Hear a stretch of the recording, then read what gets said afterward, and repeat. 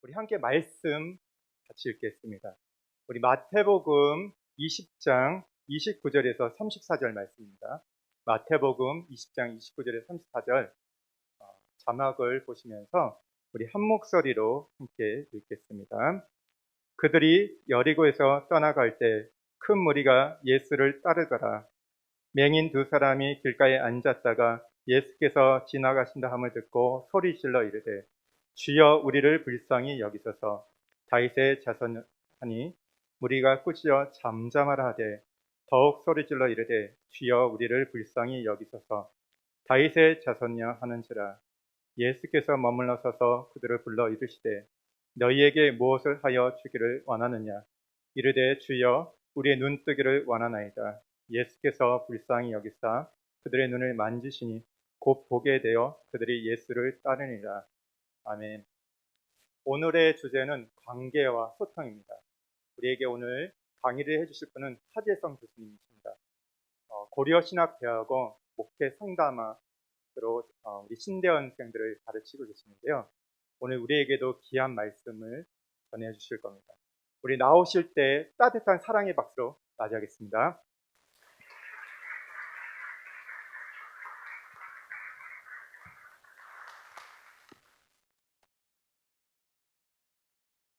제가 5월에 여러분을 뵙기로 되어 있었는데 개인 사정으로 갑자기 자가격리가 걸리는 바람에 뵙지 못하고 6월에 여러분을 뵙게 되어서 죄송하고 또 감사한 마음입니다.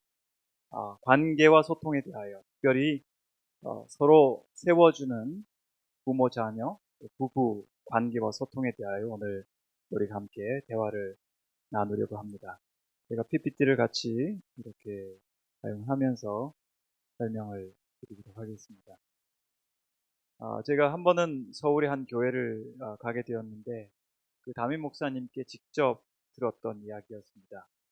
중3 남자아이가 목사님께 이메일을 해서 저는 저 여자가 가는 천국에 절대 가지 않을 거예요 라고 이야기했다고 합니다.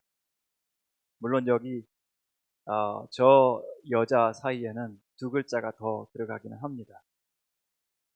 그리고 이 여자는 엄마를 가리킵니다.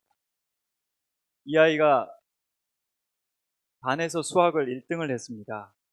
엄마한테 와서 자랑을 했어요. 엄마 나 우리 반에서 수학 1등 했어 하고 자랑했더니 엄마가 시험지를 뺏어가지고는 찬찬히 훑어보더니 아니 여기 있는 두 개는 왜 틀렸어? 두 개 틀렸다고 꾸중을 한 거예요. 또 학원에서 아이가 몸이 좋지 않아서 그래도 집에 가면 좀 쉬라고 하겠지 생각을 하면서 일찍 귀가를 했습니다. 그랬더니 똑같은 엄마가 하는 말이 그러게 내가 뭐라고 그랬어? 평소에 체력 관리 하라고 그랬지? 아이가 기대하는 거는 뭐였을까요? 아이고 고생 많았어. 조금만 쉬었다 해. 아이고 걱정되네. 만약 이렇게 했더라면 아이는 더 열심히 공부하고 더 마음의 힘을 얻어서 자기 할 일을 했을 텐데 이렇게 아이의 마음이 엄마와 맞지 않고 엄마의 언어가 아이를 이해해 주지 못하니까 이 아이가 엄마 가는 천국을 같이 절대로 안 갈 거라고 담임 목사님께 고자질 했던 겁니다. 또 하나는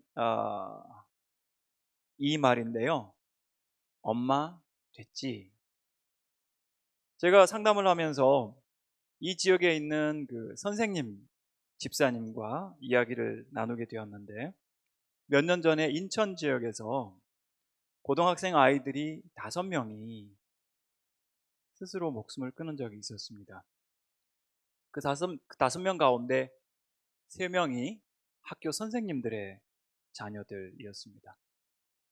그 중에 한 명은 인천에 있는 정말 좋은 고등학교에서 전교 1등을 했다고 합니다. 전교 1등을 하고 나서 엄마에게 카톡을 보냈습니다. 엄마 됐지? 그게 마지막 메시지였습니다.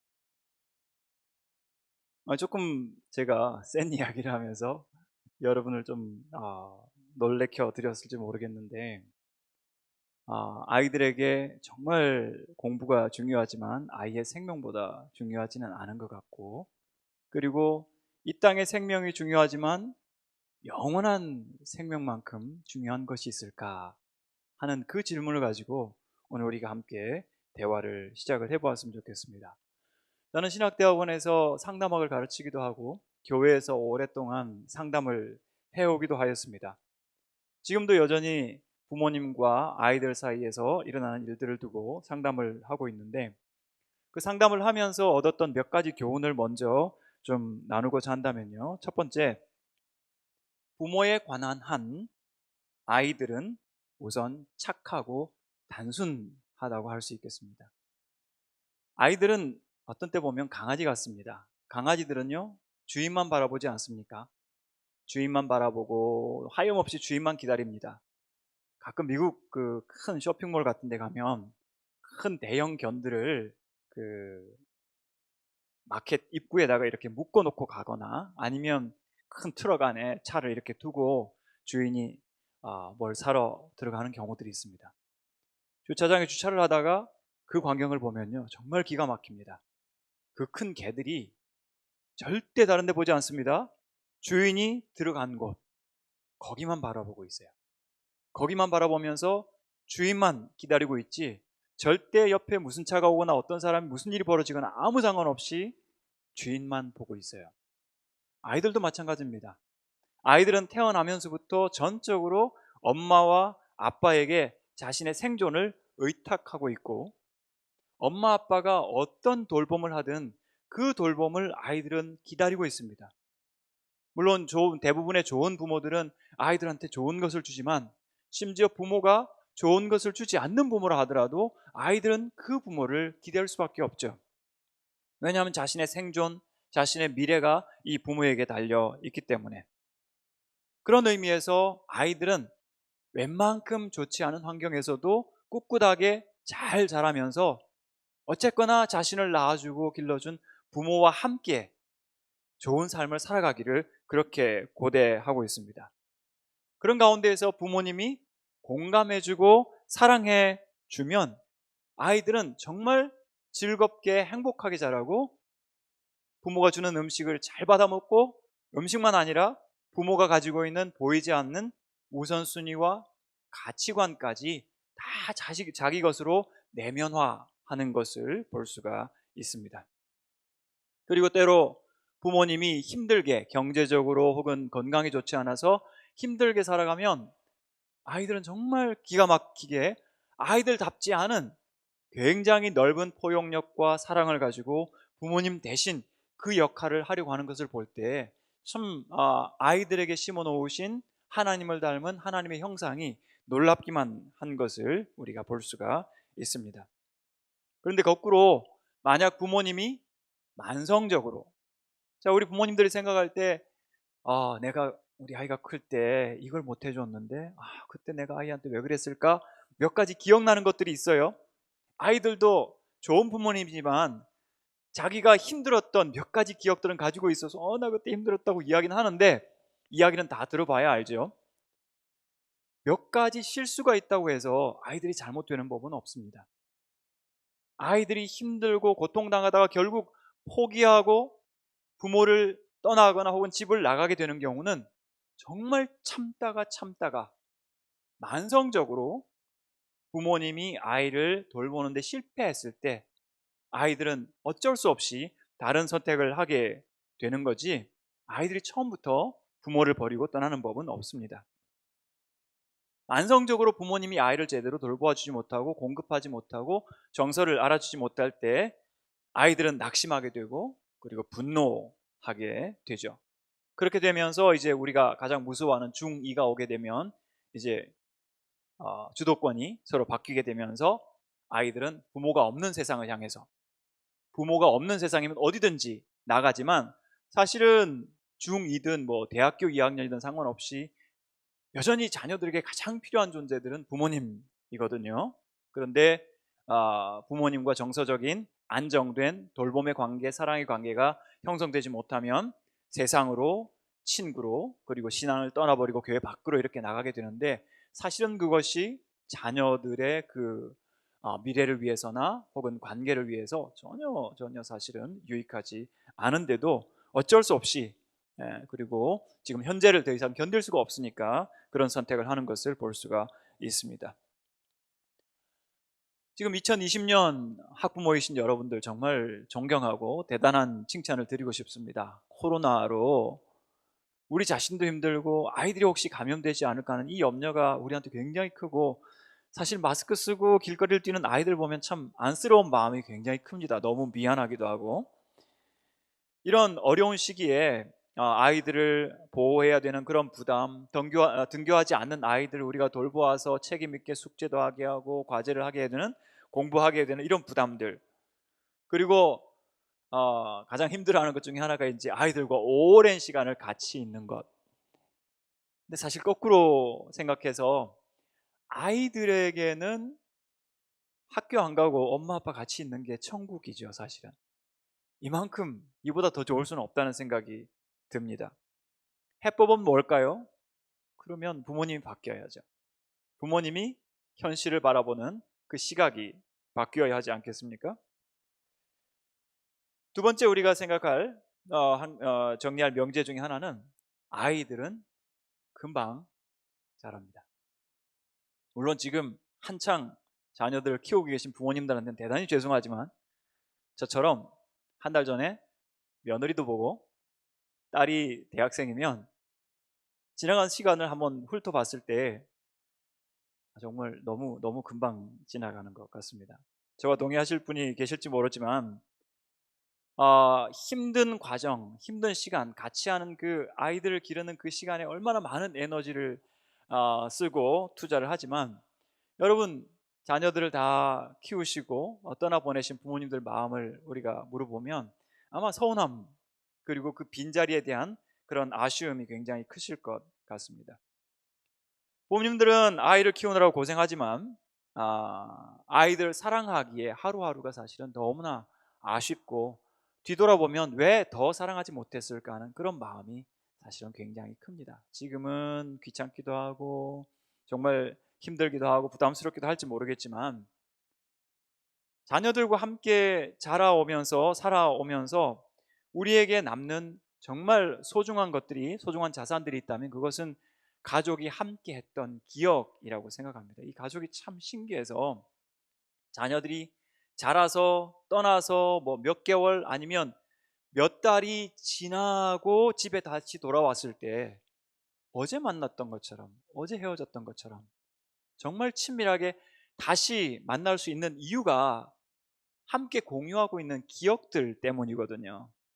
언제 어떤 이야기를 할 때도 그때 엄마가, 아빠가, 네가 무엇을 했는지, 어떤 것을 경험했는지, 어떤 맛을 보았는지, 어떤 광경을 보았는지, 그런 공유된 기억들을 금방 소환할 수가 있고 그것을 나눌 수 있기 때문에, 제가 아직 자녀를 기르시는 여러분들께 간절히 부탁드리고 싶은 것은, 정말 자녀들과 재미있게, 그리고 친밀하게, 즐겁게 좋은 기억과 추억들을 안팎으로 만들어 갔으면 좋겠습니다. 물론 가정이라고 하는 것이 꼭 항상 언제 어떤 계획을 세워서 언제나 뭐 대단한 프로젝트를 가지고 뭐 캠핑을 떠나야 가족이 아니라, 아무것도 하지 않고 그냥 양말 벗고 집에서 뒹굴면서 함께 있는 그 시간 자체가 아주 서로에게 필요하고 유익한 시간들이거든요. 다만 이제 어른들이 다른 일들로 바빠서 같은 공간에는 있지만 뭐 누구는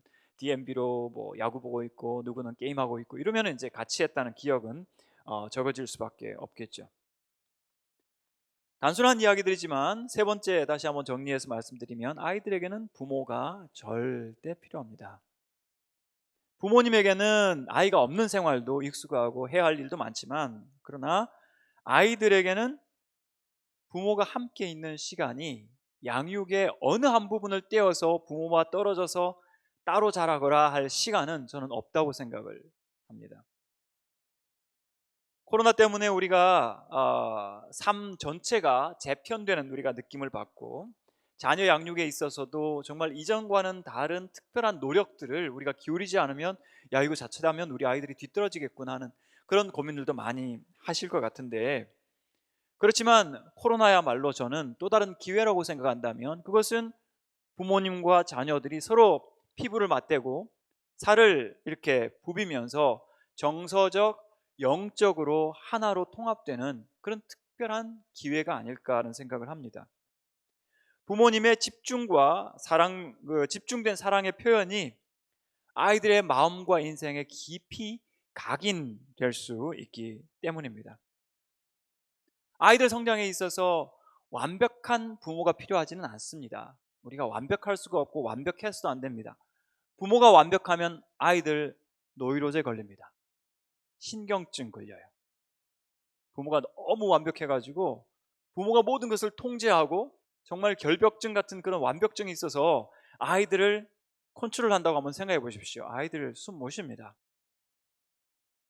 거꾸로 정반대의 극단에는 이제 아이들을 방치하는 부모들이 있죠. 뭐 네가 알아서 크는 거지라고 방치할지 모르지만 아이들에게 방치라고 하는 것은 자유가 아니라 불안을 일으키는 굉장히 부정적인 요소라고 할 수 있습니다. 어른과 아이를 떼어놓으려고 법적으로 시도하는 것이 뭔지 아십니까? 차별금지법과 학생 인권조례 같은 것입니다. 물론 그런 법과 익숙하신 분들 계신지 모르지만 자, 우리가 둘 중에 하나를 선택한다면 아이들이 자라면서 자기 의견을 가질 때 그 의견을 존중할 것이냐 아니면 아이를 사랑할 것이냐.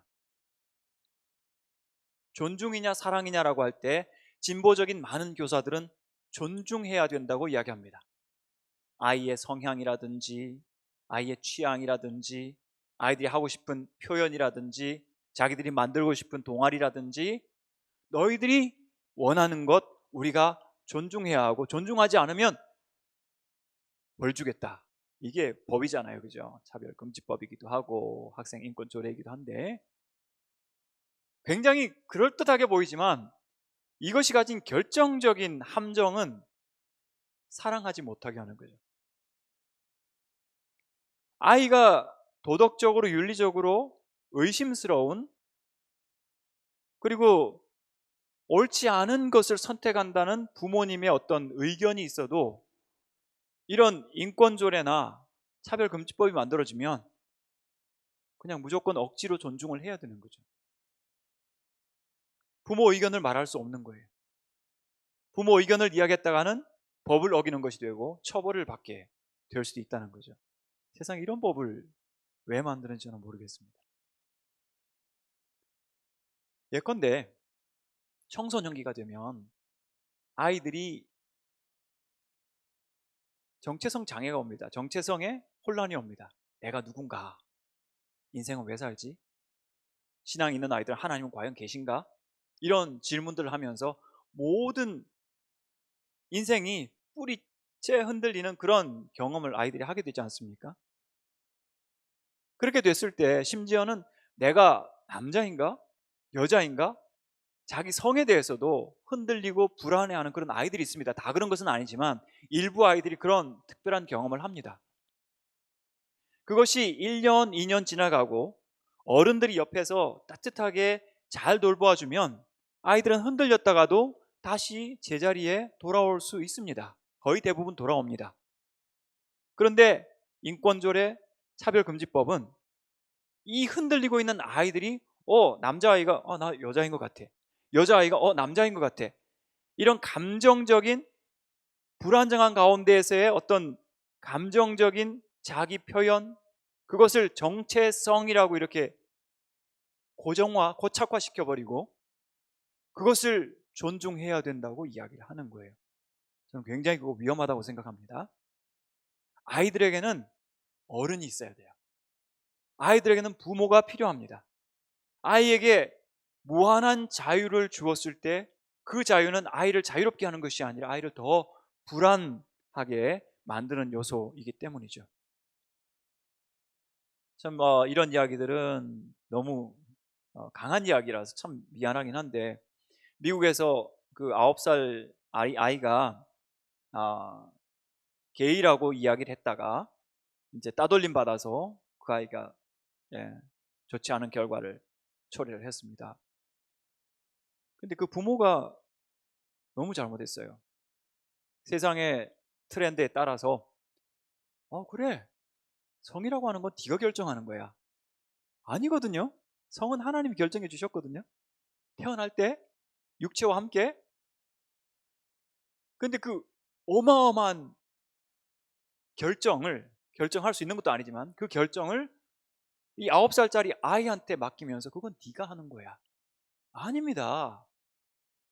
아이들이 혼란스러워하고 당황스러워할 때 부모님이 옆에 계셔야 돼요. 특별히 성경적으로 생각하고 하나님의 남자와 여자의 구별된 창조를 믿는 부모님이 이 아이의 갈등을 함께 안타까워하면서 기다리면서 인내하면서 이 아이와 함께 있어줘야 이 아이가 힘든 10대의 시기를 잘 지낼 수 있습니다.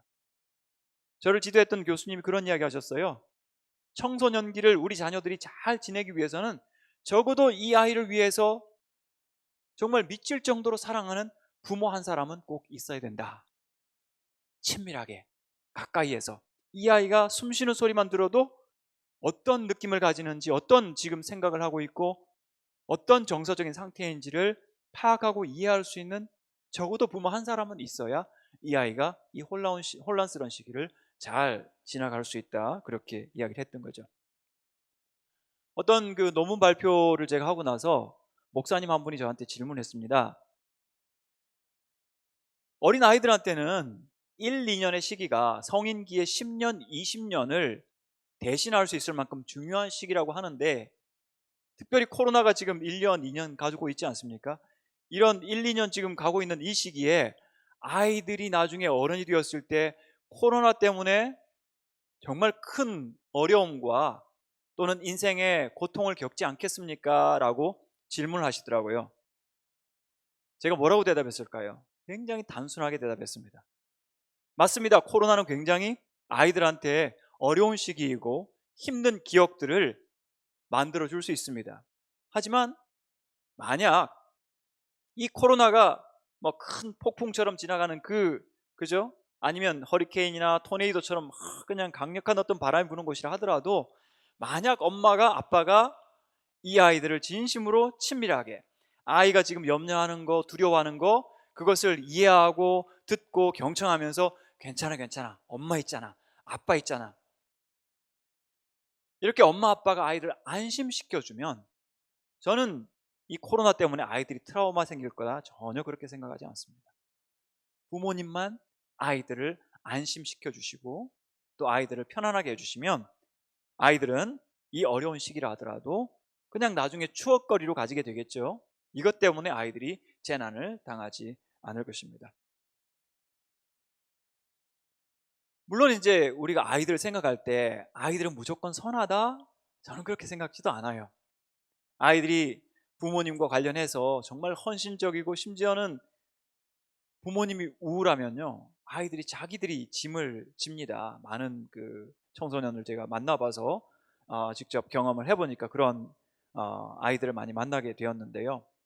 근데 본성상 아이들도 사실은 죄인이죠. 제가 뉴스를 보면서 깜짝 놀랐던 게 민식이법을 악용하는 아이들이 있다는 뉴스 혹시 여러분도 보셨지 않습니까? 그 스쿨존에 30으로 이렇게 가는 차들 안으로 아이들이 차 뒤에 숨어 있다가 사소리 나니까 차로 뛰어가는 거예요. 저걸 누가 시켰을까? 누가 저렇게 만들었을까? 스스로 하는 거죠, 그죠? 호기심에서 아니면 자기들끼리 이야기하면서 이것도 재밌겠다.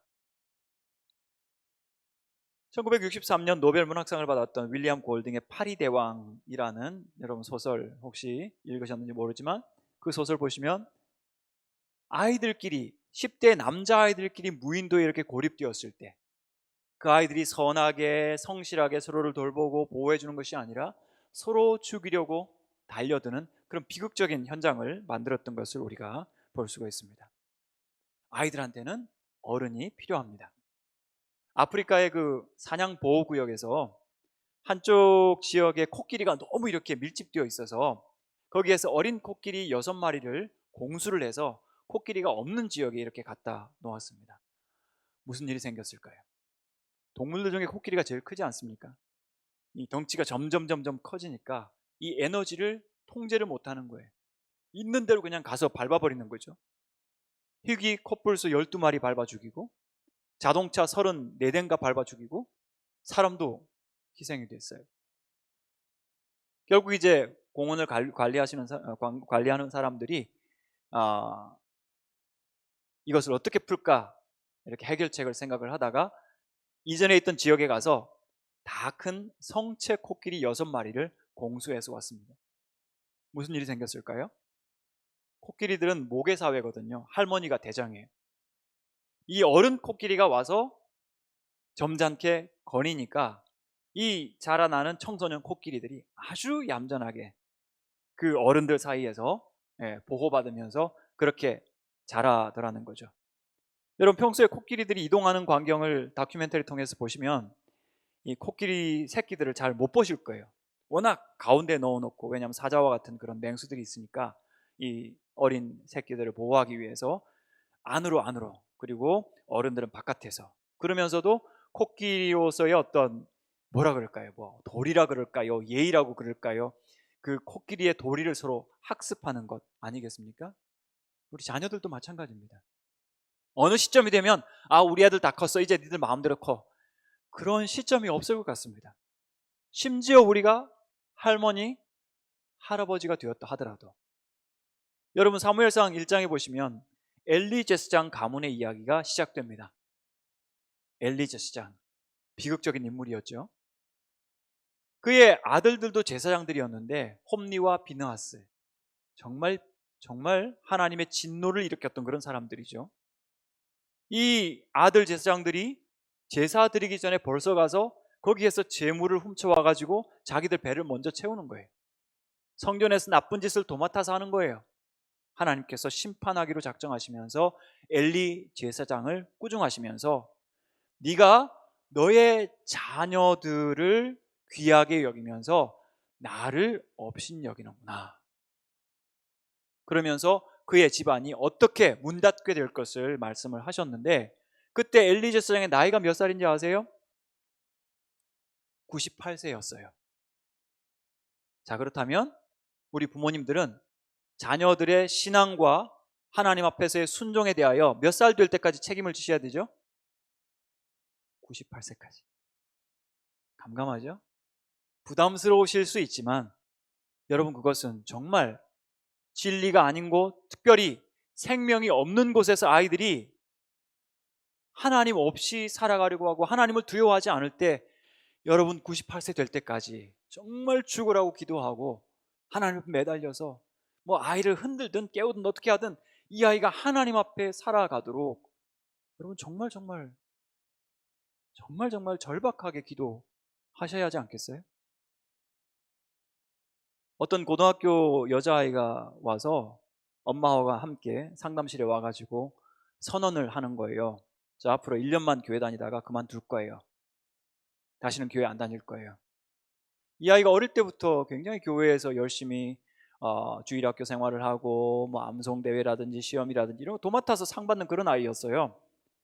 근데 이 아이가 이제 좀 지친 거죠. 사람들이 너무 자기를 좋게 보고 막 기대를 크게 하니까 그게 부담스러워가지고 자기는 다시는 교회 안 나오겠다고 이야기하는 거예요. 그래서 제가 그 아이가 있지만 없는 척하고 그 엄마한테 말씀을 드렸어요. 앞으로 이 따님한테 진짜 잘해 드리시라고 그랬어요. 왜 그랬는지 아세요? 왜냐하면 뭐 아빠나 뭐 언니나 다른 가족들은 이 세상을 떠나도 영원히 천국에서 같이 있을 거잖아요. 근데 이 따님은 교회 안 다니고 이제 예수님 안 믿게 되는 거니까 이 땅 뭐 몇십 년은 같이 있겠지만은 천국에서는 못 보잖아요. 그러니까 이 땅에서 열심히 잘 해주라고, 따뜻하게 정말 잘 해주라고 그렇게 부탁을 드렸어요. 물론 다행히 지금 부지런히 그 따님도 교회를 잘 다니고 있습니다. 여러분,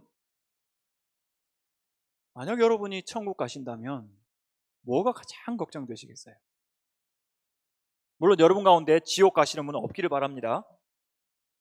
하지만 지옥에 간 그 부자도 자기는 지옥에 갔지만 정말 걱정했던 게 뭐예요? 나의 형제 5명이 있는, 동생들 5명이 있는데 그 중에 한 명도 이 내가 고통당하는 지옥에 오기를 바라지 않는다고 소원을 말하지 않았습니까? 여러분, 우리가 자녀들보다 먼저 천국 가야죠. 천국 가서 기다리는데 우리 아이가 하나님을 떠나서 세상 즐거움과 뭐 그것이 뭐 부자든 아니든 뭐 상관없이, 성공해서 높은 자리든 아니든 상관없이 그 아이가 하나님을 모르고 천국 올 수 있는 길이 없다, 회개하지 않았다라고 할 때, 여러분 그것만큼 여러분 마음을 찢어놓는 것이 어디 있겠습니까? 아이들한테 부모가 절대 필요하다고 하는 이유는 뭐냐면, 여러분이 정말 아이를 사랑하고 함께 있어주고 돌보아줄 때 아이들은 여러분 통해서 여러분 속에 있는 하나님을 알게 되고 믿게 되기 때문이죠. 부모님은 그런 면에서 하나님께서 자녀들을 맡기신 청지기이기도 하고, 때로는 하나님의 임재를 보여주는 그런 살아있는 하나님의 에인절, 천사이기도 한 거죠. 여러분, 만약에 이제 아이하고 다른 방에서 이렇게 주무시는데 천둥번개가 막 쳤어요. 막 시끄럽게 꽝꽝 하고 치니까 아이가 막 하고 달려왔어요. 여러분, 뭐라고 아이한테 대답하시겠습니까? 얘야, 하나님은 임마누엘 하나님이시란다. 너의 방에도 하나님이 계셔. 당장 돌아가거라. 뭐 이렇게 하시겠어요? 아니죠. 아이를 끌어안아 주겠죠. 따뜻하게 끌어안아 주면서, 아이고 많이 놀랐어? 오늘 저녁에는 엄마랑 같이 잘까? 이게 정상이죠? 그럴 때 우리는 하나님을 이야기할 수 있는 겁니다. 하나님은 네가 혼자 있을 때든 천둥번개가 칠 때든 언제든 너와 함께 계신 거야. 아이는 하나님을 엄마의 몸을 통해서, 엄마의 바디, 썸바디의 바디를 통해서 엄마 하나님을 알게 되는 거죠. 많은 아들들은 아버지를 통해서 하나님의 인격을 상상하고 그 아버지의 성품을 통해서, 아버지라는 투시경을 통해서 하나님의 성품과 살아계신 하나님의 존재를 경험할 수도 있게 되는 겁니다. 아이들한테는 물론 좋은 어른이 반드시 필요합니다. 그 다음, 좋은 부모의 필수 조건 한 가지만 이야기하자면 새 사람 되는 것입니다. C.S. 루이스가 이런 이야기 했습니다. 호감 주는 사람 되지 말고 새 사람 되십시오. 새 사람은 뭡니까? 물과 성령으로 거듭난 사람이죠. 세례받고 하나님을 믿는 사람입니다. C.S. 루이스가 또 이런 이야기를 했습니다. 당신이 정말 새로운 자아를 갖기 원한다면, 새로운 사람, 새 사람이 되기를 원한다면 새 사람을 찾으려고 하지 말고 그분을 만나십시오. 그분 누굽니까? 예수님 만나셔야죠. 저는 예수님을 잘 믿는 부모만큼 세상에 좋은 부모는 없다고 생각을 합니다. 확신합니다. 왜냐하면 예수님을 믿는 부모는 아이가 내 것이 아니라는 것을 고백하고 아이가 하나님의 소유라는 것을 고백할 뿐만 아니라 그 인격의 유연성이 있어서 아이들이 자라는 모습을 보면서 어른이 배우고 어른이 변하고 그리고 아이들에게 경청할 수 있는 그런 유연한 인격을 가졌기 때문입니다. 하나님 앞에서 인간이 짓는 가장 큰 죄가 교만입니다. 교만은 뭡니까? 하나님 자리에 내가 있는 거죠. 내가 주권자가 되고 내가 통치자가 되고 내 경험이 기준이 되어서 내 중심으로 자녀도 가정도 이끌어가는 겁니다. 자기 중심으로, 자기 경험이 중심이 될 때 아주 위험해집니다. 어떤 권사님이 저한테 와서 그런 하소연을 했습니다. 제 딸이 우울증이 있어요. 제 딸인 손녀딸도 우울증이 있어요. 10살인데 제 사위도 우울증이 있어요. 왜냐하면 사돈 집안이 우리나라에서 2-3번 가라면 서러울 정도의 아주 성공한 회계사 집안인데, 그 부부가 바깥에 따로 살 때는 괜찮았는데 부모님 집에 들어가서 사는 순간 그 부모님이 가장 파워가 있잖아요. 성공했잖아요. 자수성가했잖아요. 그 경험과 그 삶이 기준이 되어서 아이들을 통제하고 지배하면서 자신의 기준에 맞지 않으니까 아들도 며느리도 심지어 손녀딸까지 아주 강하게 억압을 했을 때 이 자녀들이 신음할 수밖에 없는 거죠. 예수를 믿어야 합니다. 회개해야 합니다. 예수님이 우리의 주인이 되시고 우리의 인격이 새 사람의 인격으로 바뀌어질 때 우리는 비로소 모든 인간관계 혹은 자기 자신의 정체성에 있어서 유연성 있고 건강한 사람이 될 수 있기 때문에 여러분, 예수 잘 믿는 부모 되십시오. 예수님이 명목상의 주님이 아니라 내 삶에 깊숙이 계셔서 매일 주님을 묵상해도 행복하고 주님께 감사하고 주님으로부터 새로운 교훈이 주어질 때 내가 변할 준비를 하고 있는 분은, 그래서 하나님 말씀을 경청할 준비가 된 분은 저는 어린 자녀들을 통해서 말씀하시는 하나님의 음성을 들을 수 있는 부모라고 생각합니다. 구약성경 야곱에 보면, 야곱의 이야기를 들어보면 요셉이 꿈을 꾸었을 때 형들은 꾸중했어요. 물론 아버지도 꾸중했습니다. 그러나 아버지는 그 꿈 이야기를 마음에 두니라라고 했어요. 누가복음 2장에서 예수님께서 가출했어요. 6월절 명절을 지키러 갔는데 예수님 사라졌어요. 부모가 모르고 하룻길을 갔다가 다시 돌아와서 3일 만에 예수님을 찾았더니 성전에 있었던 겁니다. 아이야, 어찌하여 우리에게 이렇게 하였느냐? 예수님 뭐라고 하셨어요? 12살 예수님이 내가 내 아버지의 집에 있어야 될 줄을 알지 못하셨나이까? 그때 마리아가 어떤 반응을 보였죠? 무슨 말인지 몰랐지만 그 말을 마음에 두니라. 예수님을 믿고 유연한 인격을 가진 경청할 줄 아는 부모님들은 아이들을 통해서 심어놓으신 하나님의 메시지를 들을 수 있는 귀가 있는 거죠. 내가 내 뜻대로 아이를 형성하고 내 경험에 따라서 아이를 통제하는 것이 아니라 이 아이 속에 심어놓으신 하나님의 잠재력을 듣고 보고 발견하면서 하나님이 원하시는 방향으로 이 아이가 자랄 수 있도록 도와주는 것입니다. 우리가 새 사람이 될 때 관점이 변할 수 있고, 그리고 우리의 자녀를 대한 태도, 관계가 변할 수 있는 거죠. 겸손하고 경청할 줄 알고 그리고 유연성을 가지기 때문입니다. 인간은 근본적으로 자기중심적입니다. 부모님들도 그렇고 아이들도 그렇고 우리 자신을 또 과시하고 싶은 마음도 큽니다. 미국 뉴저지주에 있는 몽클레어 주립대학교에서 흥미로운 실험을 했는데요. 미국 사람들이 되게 자기가 아는 것보다 더 아는 척하는 그런 과시 욕구들이 많습니다.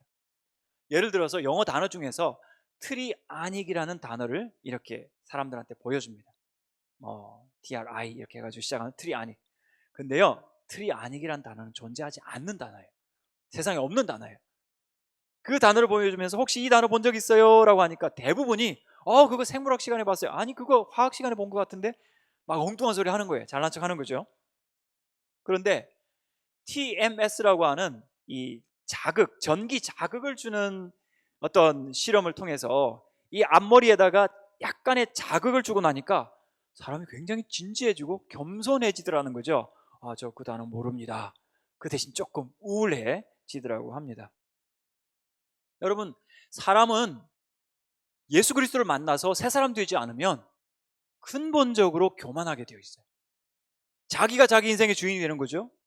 자기가 인생의 주체가 되어서 자기가 모든 것을 자기중심적으로 컨트롤하고 통제하려고, 심지어 자녀들도 그렇게 하려고 하는 거죠. 외부에서 자극이 있지 않으면, 우리말로 하면 하나님의 영이 예수님을 믿는 믿음으로 말미암아 우리 가운데 오셔서 우리를 새 사람으로 만들어주지 않으면 우리는 겸손해질 수도 없고 자녀들의 소원과 잠재력을 제대로 경청할 수도 없게 됩니다. 오늘 우리 대한민국에 자라나는 부모님들, 자녀들, 이 관계를 가장 힘들게 하는 것 중에 하나가 높은 기대거든요. 공공연하게 말하면서 기대하는 것이 있고, 또 어떤 때는 은근히 하는 기대들이 있는데 그 기대의 수준을 우리가 조금 조정할 필요가 있습니다. 우리가 예수님 앞에서 살아간다면 이런 기대 조정과 또 다른 아이들, 다른 사람들과의 비교를 영적으로 승화시킬 필요가 있어요. 여러분, 엄친아는 아시죠? 엄마, 친구, 아들. 죽지를 않아요. 끝까지 살아남아서 우리 자녀들을 괴롭힙니다. 어릴 때 초등학교 때부터 시작해가지고 유치원 때부터 시작해가지고 어른이 되어도 엄친아는 살아있어요. 옆 아사는 뭔지 아세요? 옆집 아줌마 사위. 다 비교해요. 우리 비교하지 않는 게 없어요. 사람이 질투라는 감정이 굉장히 고통스러운 감정이거든요. 다른 죄는요, 예를 들어 탐식이라든지 탐욕이라든지 뭐 이런 것들은 즐거움을 줘요. 게으름을 부리면 편하잖아요. 맛있는 거 먹고 쾌감 있잖아요. 근데 질투라고 하는 것은 굉장히 고통스러운 감정임에도 불구하고 이것을 끝까지 가지고 있으면서 스스로 비참해하면서 처음에는 뭐 자기 개발을 합니다. 나도 저 사람처럼 해야지. 뭐 사울이 마치 다윗을 그렇게 질투했던 것처럼 나도 저 사람처럼 해야지 하다가 안 된다는 것이 확인되면 그때는 이제 나쁜 마음을 먹기 시작하는 거죠. 저 사람이 잘못되었으면 좋겠다. 저 사람 죽었으면 좋겠다. 이런 마음까지 품게 되는 게 질투와 시기심이라고 하는 건데, 끊임없이 비교하면서 나도 비참해지고 아이들도 비참해지고. 상담하면서 보니까요, 심지어는 부모님이 아들 둘이 있는데 그 둘을 차별하는 거예요. 잘하는 아이에게는 한없이 관대하고 너그럽고, 그렇지 못한 아이한테는 굉장히 예민하고 날카롭고. 그러면 지지를 받은 아이는요, 잘 돼요. 정말 부모님의 사랑과 인기를 마음껏 누리면서 잘 되는데, 비교를 당한 아이는 20대를 제대로 지나갈 수가 없어요. 예언컨대 만약 여러분들께서 지금 자녀들을 조금이라도 차별하고 계시다면 그 아이가 정상적으로 성리될 가능성 굉장히 낮습니다. 여러분, 그건 굉장히 아이를 실족하게 하는 나쁜 행동입니다. 로마서 12장 16절, 높은 데 마음을 두지 말고 도리어 낮은 데 처하며 스스로 지혜 있는 채 하지 말라. 아유, 목사님, 그렇게 하면 아이들 어떻게 경쟁시켜서 공부시켜서 출세시킵니까? 그렇게 어떻게 성공할 수... 아닙니다. 여러분, 성경에 많은 좋은 예들을 보시고 믿음의 신실한 사람들이 정말 하나님을 두려워하면서 겸손할 때 하나님께서 그들을 책임지시고 지혜를 주시고 필요한 모든 것들을 공급해 주시고 축복하시는 거 여러분 믿지 않으십니까? 그 대신 우리 아이들이, 우리 자신도 아이가 공부 잘한다고 마음 높아지지 말고, 여러분, 절대 아이들한테 칭찬하지 말아야 될 말이 뭔지 아십니까? 머리 좋다는 말 하지 마세요. 그 정말 나쁜 말입니다. 아이들을 게으르게 만들고 교만하게 만들죠. 아이들을 칭찬하시려면 구체적으로 아이가 노력할 때 어떤 행동을 두고 열심히 공부하는 모습을 보고 열심히 공부하는구나 이렇게 칭찬하셔야지, 머리 좋다는 칭찬, 그거는 여러분 아이를 망칠 수 있습니다. 아무 일에든지 다툼이나 허영으로 하지 말고 오직 겸손한 마음으로 각각 자기보다 남을 낮게 여기라. 그것이 우리 부모님들, 우리 자녀들에게 끊임없이 반복하고 반복해도 또 회개할 일이 생기는 그런 잘못된 결과를 초래할 수 있기 때문이죠. 기독교 정신의학자 스캇 팩이 이야기하기를 마귀의 정신장애는, 성격장애는 자기애적 성격장애다라고 이야기했어요. 자기애적 성격장애 뭔지 아시죠? 왕자병, 공주병 같은 거예요. 공주병의 대표적인 증상이 예를 들면 뭐 세상 모든 여성들한테 항상 미안하다, 내가 너무 예뻐서, 뭐 이런 것으로 시작해서 키가 작은 남자를 보면 나머지 6명 어디 갔느냐고 묻는다, 뭐 이런 증상이 있다고 그러던데, 여러분, 하나님께서 대적하시는 것이 교만한 사람이거든요. 교만의 본질은 자기가 하나님처럼 되는 거죠. 자기를 하나님처럼 과시하는 거거든요. 물론 하나님께서 여러분 각자에게 많은 달란트와 재능들을 주시고 여러분 자녀들을 그런 많은 달란트로 채워주셔서 자녀들이 재능 있게 의미 있게 이 세상을 살아가야 하지만, 그러나 하나님은 교만한 마음은 정말 싫어하십니다.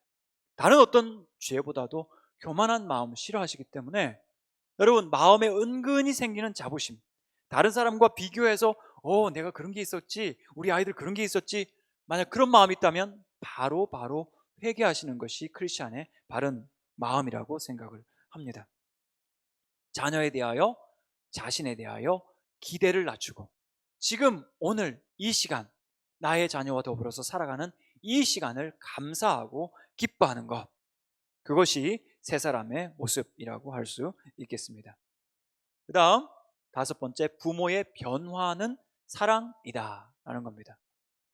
부모님이 변화하는 것은 사랑입니다. 아이들이 끝까지 어른이 될 때까지 힘든 이유가 뭐냐면 부모가 변하지 않기 때문입니다.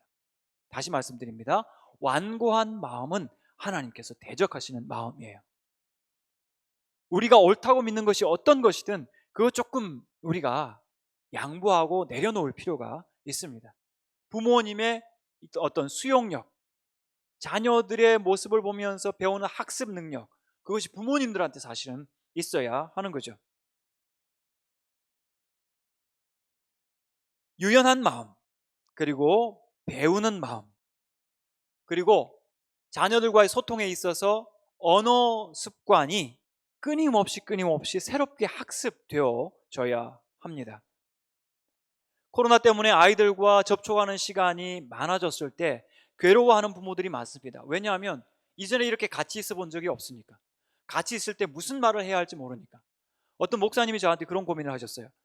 이제 자녀들이 대학을 다 가고 집을 떠나고 나니까 아내와 무슨 이야기를 해야 될지 모르겠다고, 어떤 이야기로, 어떤 대화로 아내와 같이 공존을 해야 될지 모르겠다는 그런 당황스러운 마음을 이야기하셨는데, 긴 시간 함께 있을 때 어떻게 소통할까?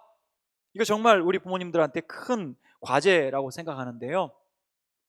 오늘 우리가 이야기하는 대화, 특별히 공감의 요령을 여러분들이 조금만 한번 연습하시면 어렵지는 않은데 또한 실행하기는 굉장히 쉽지가 않습니다. 왜냐하면 우리 언어의 습관들이 있기 때문에. 근데 만약 여러분들께서 조금만 내가 노력하고 인내하면서 내가 먼저 변하겠다는 마음을 가지시면 저는 여러분들의 대화와 관계가 새로워질 수 있다고 생각을 합니다.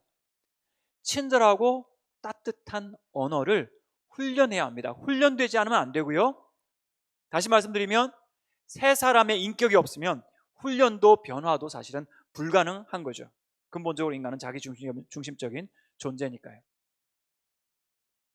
벤자민 프랭클린이라는 미국의 위인을 아시죠? 건국의 아버지라고 할 수 있는 사람인데, 이 사람이 미국의 교과서에 그런 이야기가 나옵니다. 이 사람이 헌법제정위원회에 들어갔습니다. 들어가서 보니까 자기가 나이가 제일 많은 거예요. 그때 한 가지 결심을 했어요. 무슨 결심을 했을까요? 내가 헌법제정위원회에 들어와 보니까 내가 나이가 제일 많다.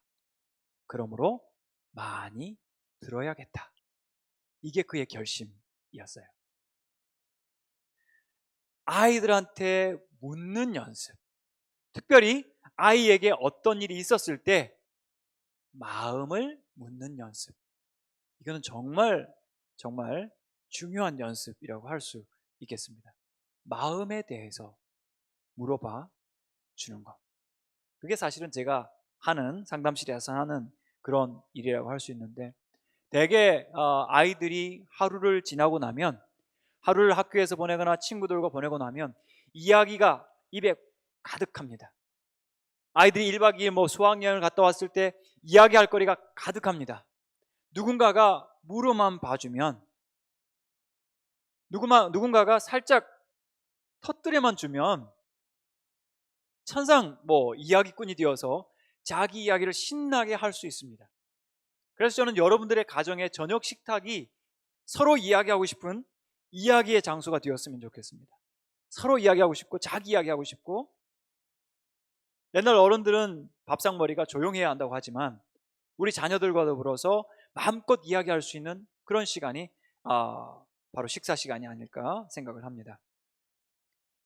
시끄럽, 조용해, 가만히 있어. 그건 아이들을 통제하고 아이들의 영혼과 또는 자율성을 억압하는 그런 일이라고 할 수 있습니다.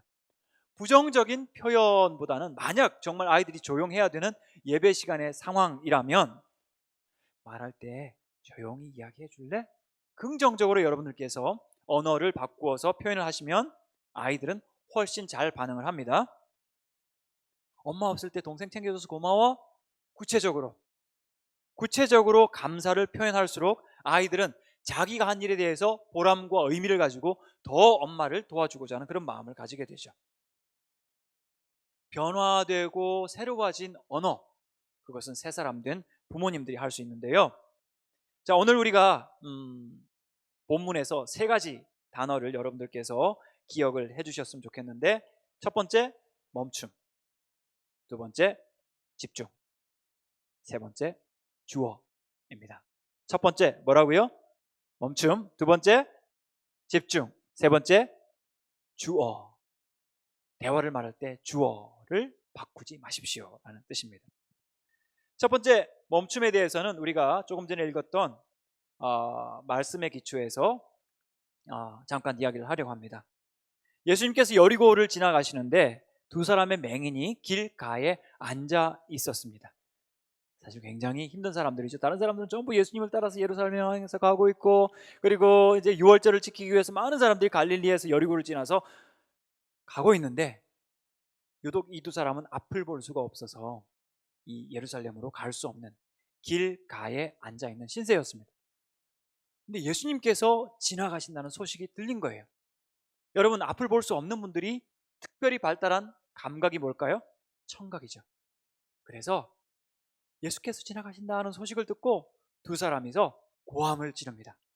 주여, 우리를 불쌍히 여기소서, 다윗의 자손이여 하고 그렇게 외칩니다. 여러분, 두 사람이 같은 목소리를 내기 위해서는 연습을 해야 됩니다. 아까 우리 앞에서 찬양을 함께 부른 우리 찬양 단원들도 미리 연습을 하셨겠죠? 서로 호흡을 맞춰서 아름다운 찬양을 힘있게, 능력있게 감당하지 않았습니까? 두 사람이 같은 말이 나오려면, 야, 만약 예수께서 지나가신다는 소식 들리면 우리 이렇게 외치자. 주여, 우리를 불쌍히 여기소서, 다윗은. 두 사람이, 그죠? 미리 준비를 한 거죠. 예수님 지나가신다는 소식이 들리자마자 주여, 우리를 불쌍히 여기소서, 다윗의 자손이여 하고 큰 소리로 이렇게 외쳤던 거예요. 그때 사람들의 반응, 잠잠하라 라고 했죠. 잠잠하라. 여러분, 누구 보고 조용하라고 이야기합니까? 소음을 일으키는 사람, 장애물, 객체, 나하고 별 상관없는 사람들.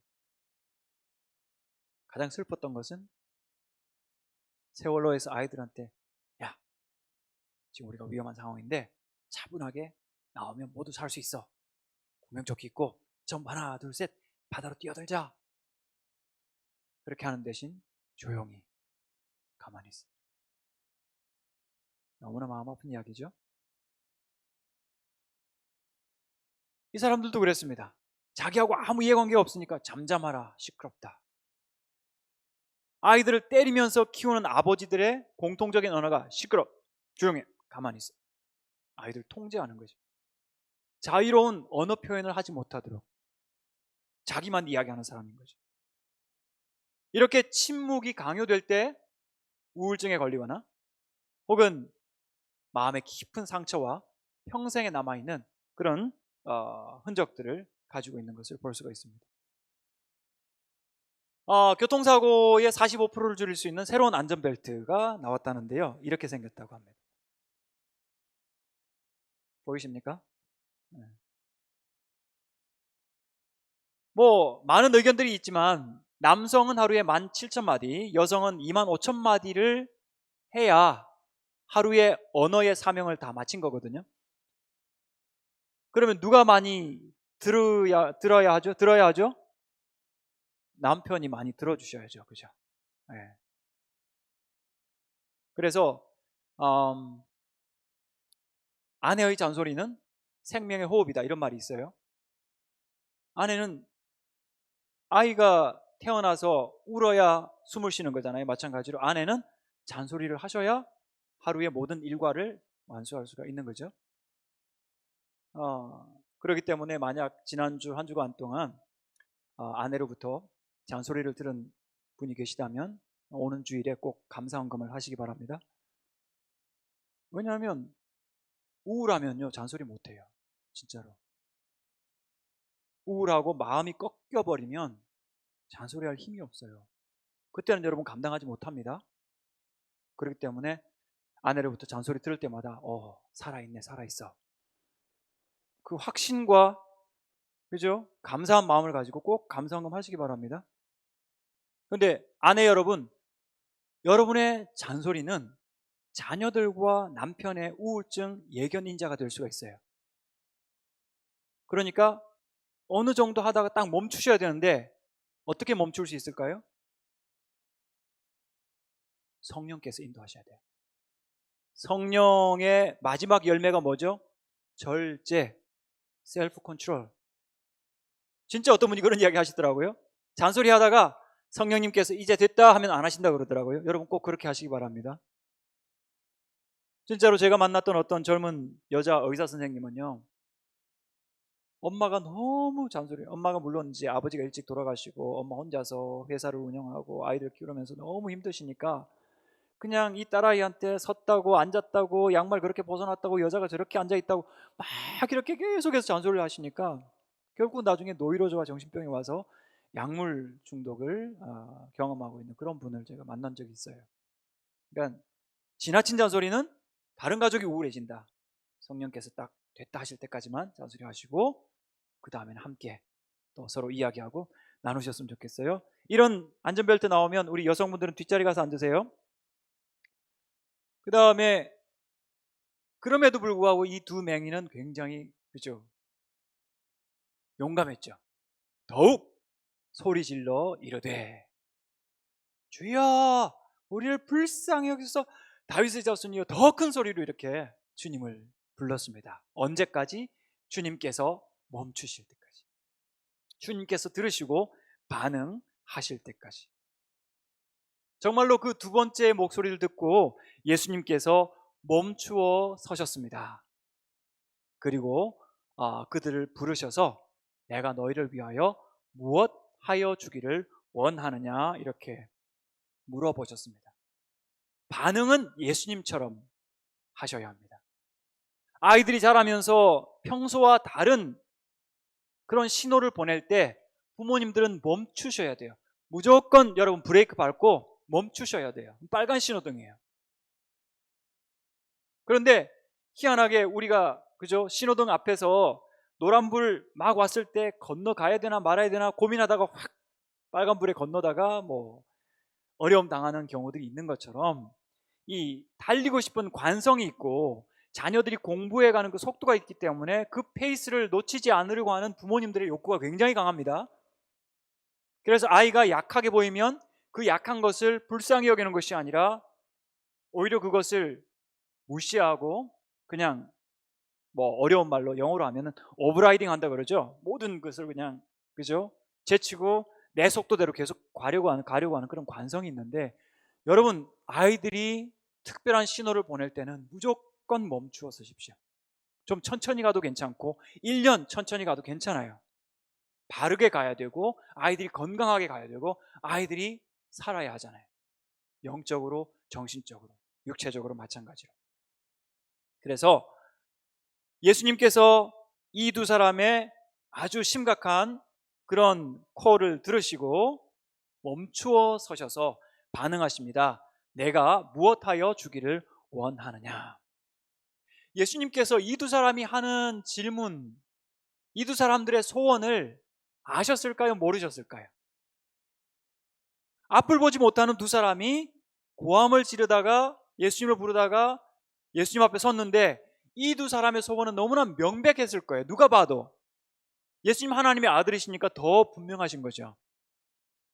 그런데 예수님께서는 그들에게 물으십니다. 내가 너희에게 무엇하여 주기를 원하느냐? 왜 물으셨을까요? 몰라서가 아니라 그들의 소원을 스스로 자기 입으로 이야기하도록. 여러분, 묻는 것은, 질문하는 것은 상대방을 존중하는 거예요. 상대방의 의견과 또는 선택이 어떤 것인지 물어보는 것은 그 사람을 지극히 존중하는 그런 태도라고 할 수 있어요. 예수님께서 그들에게 무엇하여 주기를 원하느냐? 어떤 개그맨이 조그만 꼬맹이 여자애를 만났어요. 너무 예쁘게 보여서 야 꼬마야 너 나이 몇 살이냐 물었어요. 꼬마가 화가 났어요. 아저씨 나한테 관심도 없으면서 나이는 왜 물어봐요? 물어보려면 제 고민이 뭔지 물어봐 주세요. 이 아저씨가 깜짝 놀라서 아이고 미안하다. 그래 너 고민이 뭐냐? 우리 엄마는 왜 아침마다 나한테 물어보지도 않고 밥을 물에다 말아서 먹이는지 모르겠어요. 엄마는 왜 물어보지 않고 밥을 물에 말아서 아이한테 먹일까? 첫째, 아이를 위해서. 둘째, 엄마 자신을 위해서. 몇 번일까요? 경험이 없으시네요. 좋은 엄마들 같아요. 제가 가르쳐 드릴게요. 제가 볼 때는 엄마 자신을 위한 거죠. 만약 아이한테 물어보면 복잡한 일이 생기죠? 엄마 나 맥모닝 먹고 싶어. 뭐 이런 없는 것 찾으면 화딱들 나잖아요? 그렇다고 안 먹여서 보내면 하루 종일 괴롭잖아요. 내가 무슨 엄마가 돼가지고 밥도 안 해서 먹이고 물 말아서 먹이면 얼마나 편해요. 그죠? 애때 얼른 먹으라고? 야 차 왔다 빨리 가서 타. 물어보는 것은 듣고자 하는 마음을 가지고 있는 것이기 때문에 듣고자 하는 마음과 귀를 가진 그 사람은 정말 상대방을 존중하는 거죠. 뉴스위크의 한 여자 기자가 이혼한 가정의 자녀들이라는 제목으로 이제 아티클을 써야 되는데, 뉴스를 써야 되는데 가장 먼저 자기의 두 딸에게 질문을 했습니다. 몇 년 전에 본인이 이혼을 했기 때문에. 그때 둘째 딸이 정말 힘든 이야기를 합니다. 엄마가 그렇게 할 때 내가 얼마나 비참하고 힘들었는지 모르지 하면서 이야기를 하는 거예요. 막 깜짝 놀랐어요. 그런 줄 전혀 몰랐기 때문에. 왜 그때 이야기하지 않았어? 아이가 대답했습니다. 엄마가 안 물어봤었잖아요. 엄마 아빠가 어려운 일이 있을 때 아이들 조용히 있으면 잘 있는 걸로 생각하죠. 마음으로는 굉장한 폭풍우를 만난 거예요. 물어보셔야죠. 너 괜찮아? 너 기분 어때? 마음 어때? 내가 무엇하여 주기를 원하느냐? 예수님께서는 그들을 소음이나 장애물이 아니라 그들을 주체로 인정하신 겁니다. 너의 입으로 너의 소원을 직접 이야기해라. 내가 듣겠다. 주여 우리의 눈뜨기를 원하나이다. 예수께서 두 가지 응답을 하셨습니다. 예수께서 그들을 불쌍히 여기사, 34절 보시면 불쌍히 여기사. 아까 이 두 분이 뭐라고 했어요? 주여 우리를 불쌍히 여기소서 그랬잖아요. 예수님은 긍휼의 주님이시거든요. 여러분 예수님의 기적을 원하신다면 먼저 외치십시오. 주여 저를 불쌍히 여겨주십시오. 긍휼이 있을 때 예수님의 기적이 나타나거든요. 예수께서 불쌍히 여기셔서 4,000명을 먹이셨고요. 불쌍히 여기셔서 과부의 아들을 살려주셨고 불쌍히 여기셔서 나병 환자를 깨끗하게 해주셨어요. 예수님은 마술사가 아니라 긍휼의 치료자입니다. 심장이 먼저 움직여야 되는 거죠. 그러니까 그들이 예수님을 따르게 되었습니다. 전에 그 응답하라 1988인가 거기에서 쌍문동이죠, 그죠? 그게 있는 친구들이 동룡이란 친구가 가출을 했어요. 엄마도 너무 바쁘고 아빠도 너무 바빠가지고 무심해가지고 생일날인데 미역국도 안 차려주니까 애가 고민하다가 대천까지 가출을 하게 되잖아요. 3일인가 4일인가 있다가 친구들이 가서 데려와서 집에 귀가를 하게 됐어요. 그 귀가하는 모습을 보고 아빠가 뭘 했는지 아세요? 야 좀 빨리빨리 다녀. 가출한 줄도 모르고 있는 거예요. 아이들이 무엇 때문에 힘들어하는지 자세히 보지 않으면 부모님들이 놓치는 것들이 참 많이 있어요. 청소년 우울증 같은 경우도 마찬가지거든요. 청소년들이 겉으로 봐서는 우울한지 안 한지 잘 몰라요. 자세히 봐야 보여요. 아이들이 우리 앞에서 즐겁게 웃다가 되돌아서는 순간 만약 얼굴이 급격하게 빠르게 무거워지고 심각해진다면 아이 지금 심각한 우울증인 거예요. 자세히 보셔야, 가까이 계셔야 볼 수 있는 거죠. 그래서 아이들에게는 멈춤이 필요하다. 가던 길, 가던 속도 그대로 가려고 하지 말고 여러분 아이들의 속도에 맞추어서 아이들의 필요에 따라서 멈추어 설 수 있었으면 좋겠습니다. 두 번째는 집중하라라는 거죠. 집중입니다. 아이들과 소통할 때 그 언어적인 소통보다는 비언어적인 소통이 많이 있습니다. 그래서 말로 표현하고 주고받는 것보다는 말이 아닌 행동으로 우리가 아이들한테 주기도 하고 받기도 하는 것이 더 많이 있는데요. 아이들과 진정한 소통을 하기 위해서는 여러분들이 행동으로 먼저 아이들한테 집중하고 있다는 모습을 보여주셔야 합니다. 아이들과 1대1로 만약 대화하신다면 핸드폰 끄세요. 보고 있던 게임이든 뭐 드라마든 뭐든 일단 끄세요. 핸드폰 놓고 텔레비전 끄고 전화 오는 것 받지 말고 아이한테 집중해 주셔야 아이들은 무엇을 느끼겠어요? 엄마한테 아빠한테 내가 우선순위구나 하는 것을 느끼게 되는 거죠. 그래서 끄세요, 끄세요, 끄세요. 아이 바라보세요. 아이가 무엇을 이야기하려고 할 때, 아이에게 어떤 고민이 있을 때, 그리고 만약 무엇을 선택해야 된다면 다른 어떤 여러분의 친구나 우선순위보다도 아이가 먼저라는 것을 여러분들이 확실하게 좀 보여주셨으면 좋겠어요. 아이들에게 집중하고 아이들이 우선순위인 것을 보여줄 때, 그래서 아이들이 느낄 때 엄마 아빠한테는 내가 우선이야.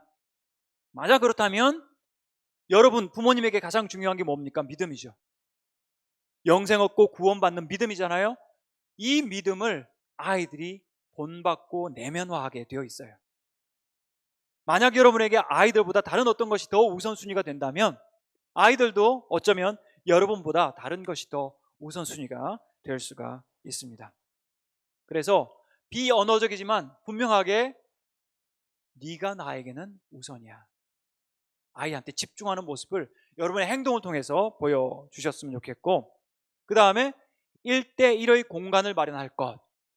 만약 아이들과 진지한 이야기를 해야 된다면 아이들만, 내 앞에 있는 한 아이만 있는 그 공간을 여러분 찾으셨으면 좋겠어요. 특별히 작은 아이들 앞에서 큰 아이들 여러분 꾸중하시면 큰 아이들이 굉장히 수치심을 느끼고 굉장히 고통을 겪게 됩니다. 물론 작은 아이들도 성적표가 조금 좋지 못하면 형 앞에서, 누나 앞에서 또는 언니 앞에서 그것을 나누기를 원치 않아요. 그럴 때 아이들의 자존심을 지켜주고 프라이버시를 지켜주는 여러분들의 특별한 1대1의 장소가 필요하다는 거죠. 남들 앞에서, 특별히 어른들 앞에서나 아니면 여러분 사람들이 많이 모인 곳에서 아이들에게 꾸중하거나 만약 핀잔을 준다면 여러분 지금 잘못하고 계신 거예요. 그 통제는, 바깥에서의 통제는 눈으로 하셔야 돼요. 눈빛으로만 하셔야 돼요. 그래서 아이가 여러분의 눈을 보고 내가 지금 뭘 잘못하고 있구나, 큰일 났구나, 바르게 해야겠구나, 이것을 깨달아야지. 만약 밖에 나가서도 고함을 질러야 되고 여러분들이 어떤 행동을 취해야 된다면 뭔가 지금 집에서 아이들과 소통이 되지 않거나 막혀 있다는 증거라고 할 수 있습니다. 세 번째는 미루지 말 것. 여러분이 아이들한테 어떤 대화를 해야 될 때 절대 미루지 마십시오. 나중에 이거 마치고, 물론 그 마치고라는 것은 짧은 시간이어야 되는 거죠. 1시간 이내. 뒤로 미루거나 우선순위에서 늦추어지면 아이들은 다른 사람을 찾게 되어 있고 자신의 고민을 다른 데 가서 풀어버리게 돼요. 그리고 자기 자신에게 숨어들 수도 있습니다. 그래서 여러분의 어떤 아이들을 사랑하는 마음과 비언어적인 행동이 일치해야 아이들에게 영향력이 있고 또 아이들을 바른 길로 안내해 줄 수 있습니다. 가족은 대체될 수 없습니다. 회사는 회사원이 빠지면 다른 사람으로 고용할 수 있지만 가족은 절대 대체될 수 없거든요. 같이 있을 때, 함께 있을 때 더 사랑하고 그리고 집중해 준다면, 여러분 다른 어떤 것보다 우선순위를 둔다면 아마 부부든 자녀들이든 훨씬 더욱 이렇게 가족 간의 유대와 사랑이 견고한 그런 가족이 될 것 같습니다. 오늘 아침에 저희 아내가 너무 아파서 아내를 업고 부엌에 갔습니다. 아침 식사 준비하라고 하는 것이 이 메시지입니다. 우리 교회는 그런 분 안 계시죠? 그죠? 12시 20분인가 됐는데 아내가 깜짝 놀랐죠. 아니 왜 이렇게 일찍 퇴근하셨어요? 그랬더니 남편이 대뜸 하는 말이 사장님이 지옥에나 가라고 그래서 왔어. 지옥 가라고 그랬는데 여기로 왔습니다. 결혼을 해봐야 지옥이 이런 거구나 하는 것을 알게 된다 그러죠. 맞습니까? 근데 여러분 정말 그리스도를 닮으려면 결혼해야죠. 그리스도의 제자가 되기 위해서는. 그리고 여러분 목사님들한테 그 설교 듣는 것을 감사하게 생각하셔야 됩니다. 목사님들은 결혼하셨기 때문에 지옥에 대한 생생한 체험들이 있죠. 신부님들은 없어요. 그런 거 여러분들 감사하실 수 있기를 바랍니다. 자, 지옥에 대한 이야기 잠깐 하고 우리가 넘어가죠. 지옥은 어떤 곳이냐? C.S. 루이스가 지옥에 대한 이야기를 했습니다. 지옥은 끔찍한 소음의 장소다. 왜냐하면 지옥에서 안에서 지옥은 마귀가 천국 가서 복종하지 않고 지옥에서 다스리기 위해서 안에서 문을 걸어 잠궜다라고 이야기를 하면서 이 마귀가 가장 싫어하는 것이 음악과 침묵인데, 그러다 보니까 지옥은 끔찍한 소음의 장소다. 정말 대단한 상상력이죠. 여러분 상상되지 않습니까? 건강하지 못한 엮이는 가정이 보니까요, 새벽 1시, 2시에 고함 지르고 던지고 깨고 시끄러워요. 지옥이죠. 지옥은 물 한 방울에 은총이 허락되지 않는 곳입니다. 여러분 목마르면 물 마시면 되고, 물 없으면 주스 마시면 되고, 없으면 과일 먹으면 돼요. 지옥에는 한 방울의 물에 은총이 거절되는 곳입니다. 그래서 마귀가 복종을 싫어해서 문을 안으로 걸어 잠근 곳, 그런 곳이 지옥이라고 할 수 있는데, 정말 사랑하지 않는 사람들과 함께 사는 가정이 그런 곳이 아닐까 싶습니다. 여러분 오늘날 아이들과 부모를 산만하게 하는 것들이 너무 많습니다. 들리는 소음도 있지만 보이는, 끌리는 소음들이 너무 많아요. 정말 우리 사랑하는 자녀들에게 집중하기 위해서는 뭔가를 하나씩 둘씩 좀 끄거나 무음을 하거나 좀 다른 데 놔두고 사람에게, 자녀들에게 눈 맞춰주고 집중할 수 있었으면 좋겠습니다. 자, 그 다음 언어적 소통에 대한 건데, 우리 예수님을 별명으로 말씀이라고 하죠. 요한복음 1장에서 로고스라고 이야기합니다. 보이지 않는 하나님이 어떤 분이신지를 몸으로, 말씀으로 다 보여주셨고, 그런 소통을 통해서 우리가 영원히 천국에서 함께 교제하면서 지낼 것을 우리에게 예수님께서 보여주셨기 때문에 예수님이야말로 참된 말씀과 소통의 본질이라고 할 수 있겠습니다.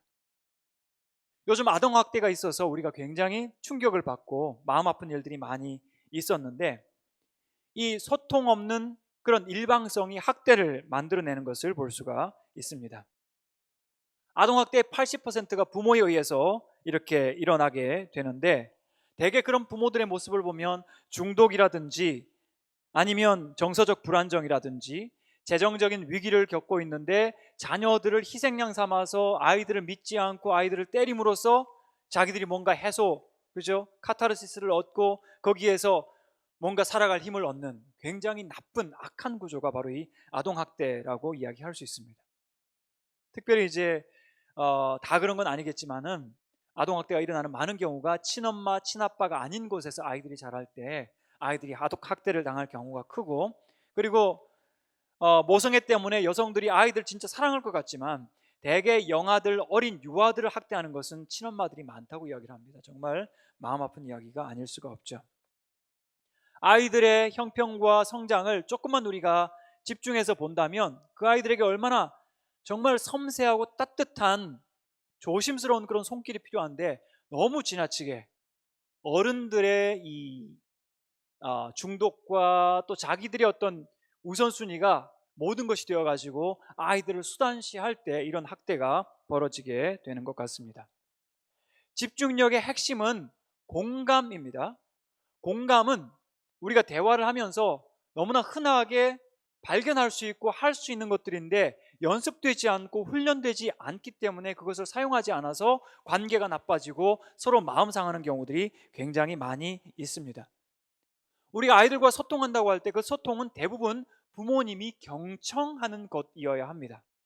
아이들은 말을 하고 부모님은 경청해야 되는데 그 경청에 공감적인 경청이 반드시 있어야만 아이들의 마음을 헤아릴 수가 있고 아이들과 친해질 수가 있고 아이들을 여러분이 원하는 가장 소중하고 고귀한 가치로, 믿음의 가치로 이끌어 줄 수가 있다는 거죠. 그래서 우선 우리의 집중된 경청의 요령을 몇 가지 보면 가장 단순하게 눈맞춤부터, 눈을 마주치는 것부터, 그 다음 무지를 인정하는 것. 아까도 말씀드렸지만 아이들은 이야기 덩어리고 하루를 따로 생활하면서 자기가 표현하고 싶은 것들이 많이 생기는, 꾸준히 성장하는, 새로운 것들이 끊임없이 튀어오르는 그런 생동감 넘치는 시기인데, 부모님이 시간만 마련해주고 공간만 마련해주고 여러분들이 눈만 맞춰 주신다면 아이들의 생동감은 여러분 주체할 수 없을 정도로 어마어마하게 넘칩니다. 우리가 피곤하고 우리가 지쳐서 아이들에게 그 시간을 허락하지 않기 때문에 아이들의 생명력이 잠들게 되는 거죠. 우리 하나님도 경청하시는 분이시죠. 너는 내게 부르짖으라. 내가 내게 응답하겠고 내가 알지 못하는 크고 은밀한 일을 내게 보일 것이다. 눈을 맞춰 주십시오. 이야기를 들을 때는 관심을 보이십시오. 아이가 어떤 표정인지 살피시고 아이의 말을 끊지 마십시오. 그리고 다른 사람 이야기는 가능한 한 끌어들이지 마십시오. 주어 바꾸지 말라는 말과 조금 후에 이야기를 하도록 하겠습니다. 무지를 인정하라는 것은 모든 대답을 부모가 아는 것처럼 하지 말라는 거죠. 어린아이의 말을 중간에 끊지 말고 관심을 가지면서 물 흐르듯이 아이가 대화할 수 있도록, 그리고 아이에게 긍정적으로 응답을 하면서 개방적으로 자주 소통을 해주고 긍정적인 피드백, 아이의 이야기를 조금만 들으면 아이 속에 있는 잠재력과 아이가 가지고 있는 긍정적인 자원들을 많이 발견할 수가 있어요. 제가 상담하면서 집중하는 것이 아무리 우울한 사람이라도 그 사람 속에 있는 정말 별처럼 반짝거리는 그런 자원들과 긍정적인 성격과 좋은 모습들을 금방금방 찾아낼 수가 있어요.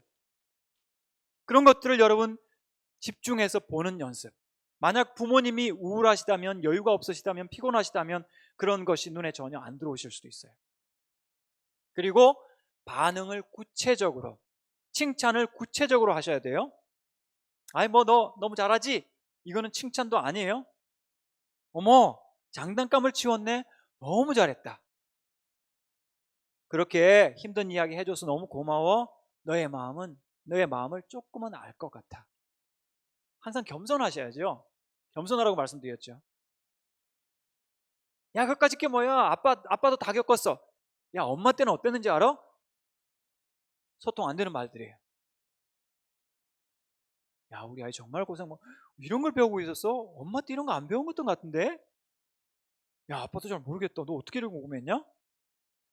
아이한테 은근 네가 하는 일이 정말 큰 일이고 네가 배우는 것이 정말 대단한 것이고, 이렇게 여러분들께서 조금만 말과 언어의 방향을 바꿔서 표현을 해주면 아이들은 엄마 아빠한테 이야기하는 것이 신나는 거죠. 딴 아이들 필요 없어요. 다른 친구들 이야기 듣기 전에 엄마 아빠 먼저 알리고 싶고 먼저 인정받고 싶은 거죠. 따뜻한 눈빛과 적절한 반응, 시간을 허락하고 아이들을 안심시켜 주는 것. 이 그림은 역시 엘리자스 장의 그림인데요.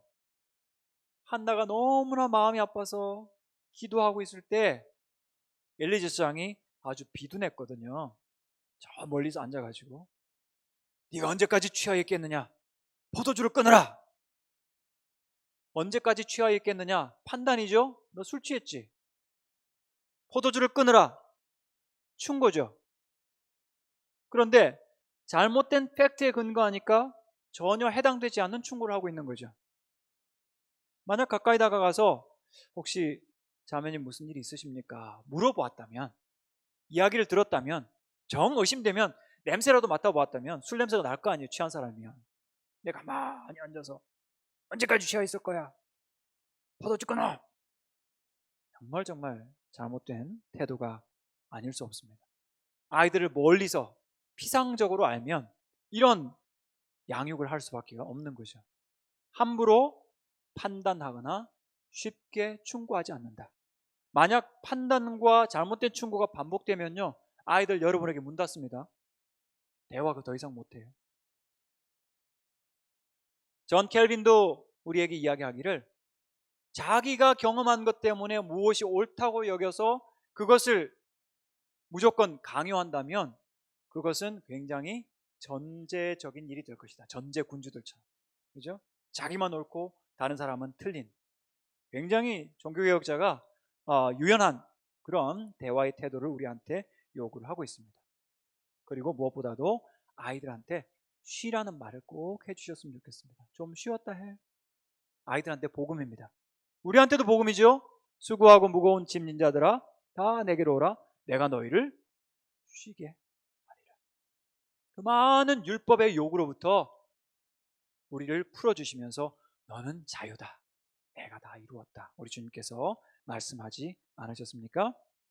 자, 메이오 클리닉이라는 곳에서 제가 코로나 대화를 어떻게 할까? 코로나에 관한 대화를 어떻게 할까라고 하는 그런 질문에 대한 답을 좀 보았는데요. 코로나 대화. 정직하고 정확하게 대화할 수 있어야 된다. 아무리 어마어마한 일들이 벌어진다 하더라도 부모님은 차분하게 아이들과 그 이슈에 대하여 회피하지 말고 대화할 수 있어야 되는데, 정직하고 정확하게 대답할 때, 대화할 때 두려움이 해소되고 아이들이 안정감을 가질 수 있다는 거죠. 신뢰할 만한 출처의 정보를 사용해서 아이들이 납득할 수 있도록. 어린 아이들이지만 여러분, 아기들이 말을 하기 전에 어른의 말을 썼습니까? 아니면 뭐 아이들의 말을 따라갔습니까? 어른이 어른한테 말을 하듯 아이한테 말을 하면 아이들은 그 언어를 다 배우는 거죠. 그것은 뭐 성부, 성자, 성령 하나님에 대한 교리도 마찬가지고 이 코로나에 대한 현실도 마찬가지입니다. 어렵지만 설명하면서 여러분들이 정확하게 정보를 전달해주면 아이들은 자신을 믿고 신뢰한다는 느낌을 받고 엄마 아빠가 나를 이걸 가르쳐 주시는구나 하는 굉장한 자부심을 가질 수 있죠.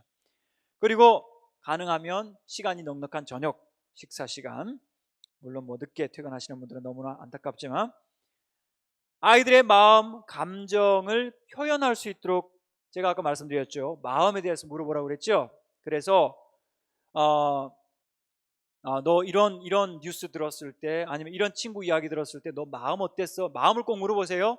성적표 가져왔을 때, 야, 너 앞에 누구야? 너 뒤에 누구야? 뭐 이런 정복하지 마시고, 너 기분 괜찮아? 괜찮아. 다음에 잘하면 되지.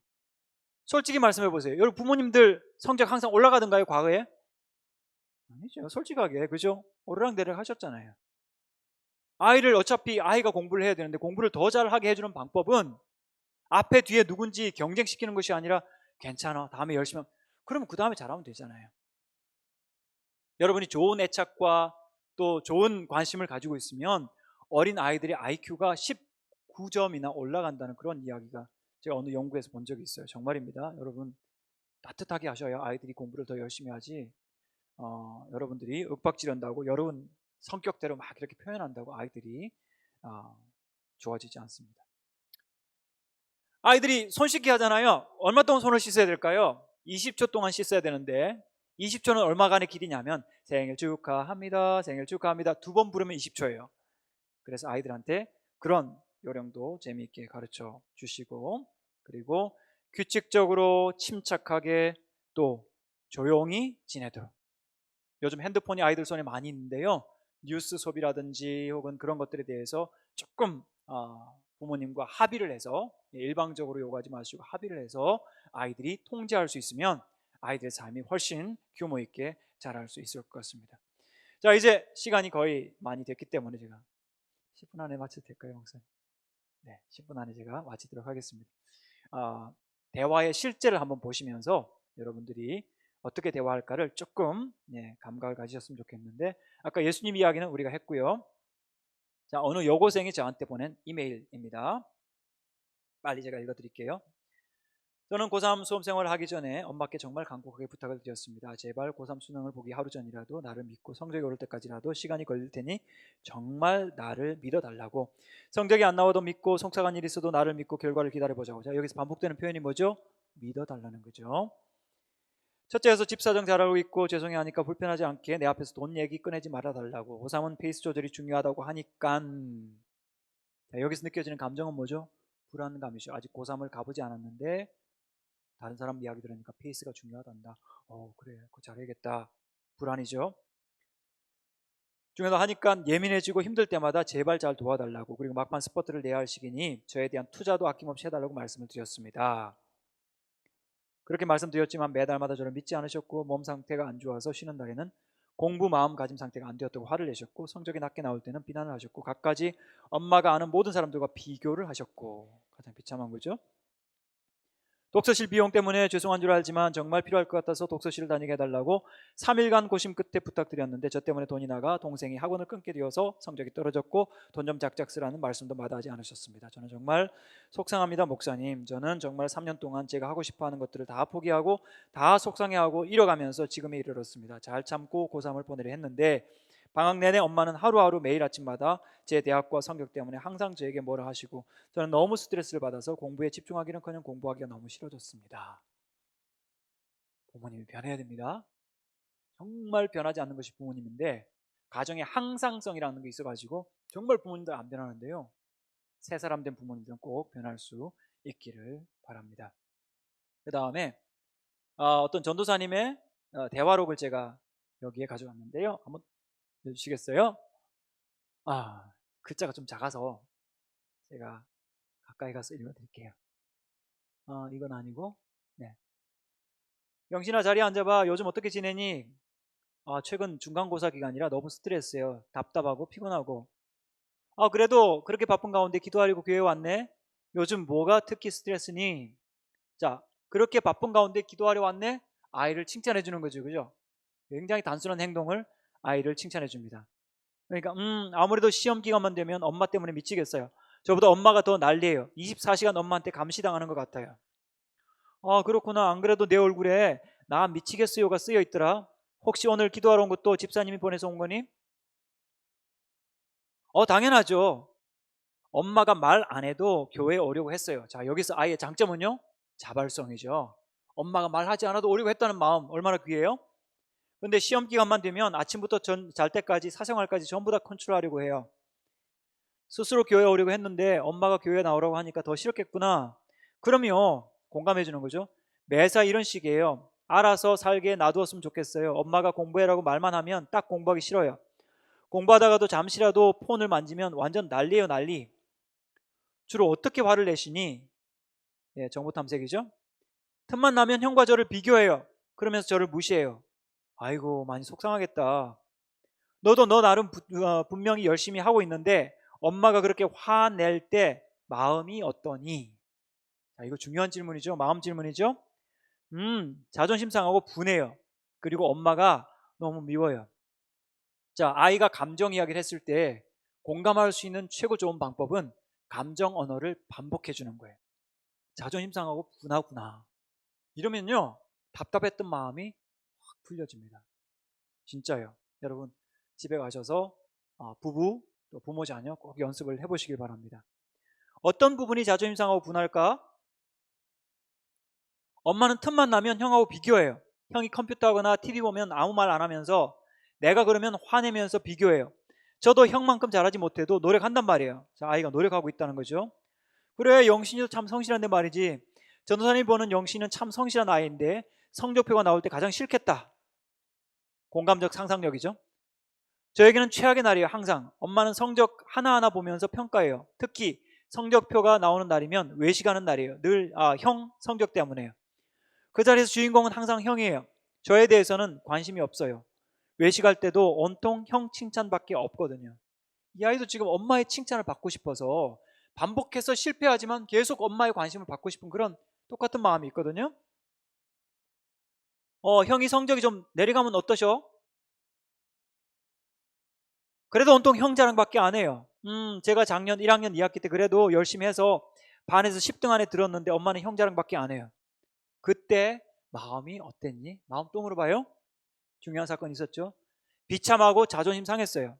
엄마는 비교하고 간섭하지 저를 좋아하지 않아요. 자, 비교하고 간섭만 하니까 좋아하지 않는다고 느끼죠. 아이고, 집사님이 영신이를 인정해 주지 않아서 그동안 많이 속상했겠다. 영신이 엄마에게 어떤 아들로 인정받고 싶니?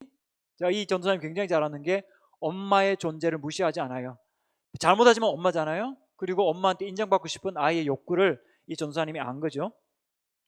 그래서 그냥 엄마가 저를 믿어주고, 똑같은 말 나오죠. 나를 믿어주고 기다려주는 거죠.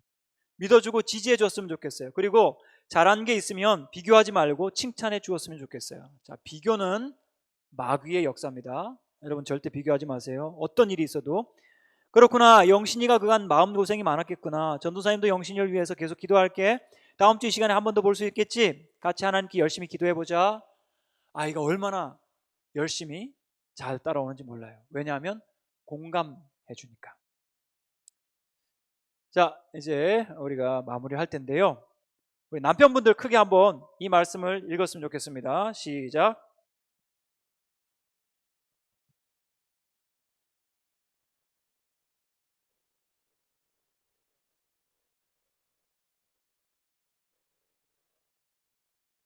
아멘. 지금 읽으시면서 목소리 떨리신 거 아니죠? 예. 지식을 따라 아내와 동거하고, 여기 지식은 머리에 있는 지식이 아니고 understanding, 마음의 지식입니다. 그를 더 연약한 그릇이요. 자, 비교급이죠. 남편도 연약합니다. 아내는 더 연약합니다. 뭐 페미니스트가 아무리 강조해도 더 연약한 것이 분명합니다. 더 연약한 그릇이요. 생명의 은혜를 함께 이어받을 줄 알아 귀히 여기라. 이는 무엇이 막히지 않게 하려 함이라. 너희 기도가, 이 기도가, 이 기도가 뭐가 막히지 않게? 네, 둘 다 막힐 수 있으니까 조심하셔야겠죠. 인터넷에 보니까 이 교회에 있어요. 40만 불짜리요. 저게 수정으로 깎아서 다이아몬드가 심어진. 옛날에 원빈이 그런 이야기 했죠. 송혜교한테. 너 얼마짜리야? 얼마면 돼? 연약한 그릇을 더 귀하게 여기라. 세상에는 없어요. 교회에 있어요. 말씀에 있어요. 연약한 아이들, 연약한 배우자, 아픈 이웃들 귀하게 여겨야 합니다. 그러나 비교하면 마귀의 마음으로 업신여기게 되고 경멸하게 되고 사랑할 수 없게 되는 거죠. 아내를, 어린 자녀들을 귀하게 여기셔서 생명의 유업을 함께 받는 여러분들 되시기 바랍니다. 이제 마지막으로 강의 마치기 전에 오늘 열심히 했던 강의를 복습하는 시간입니다. 마지막 주제를 말씀을 안 드렸죠. 주어 바꾸지 말라는 말인데요.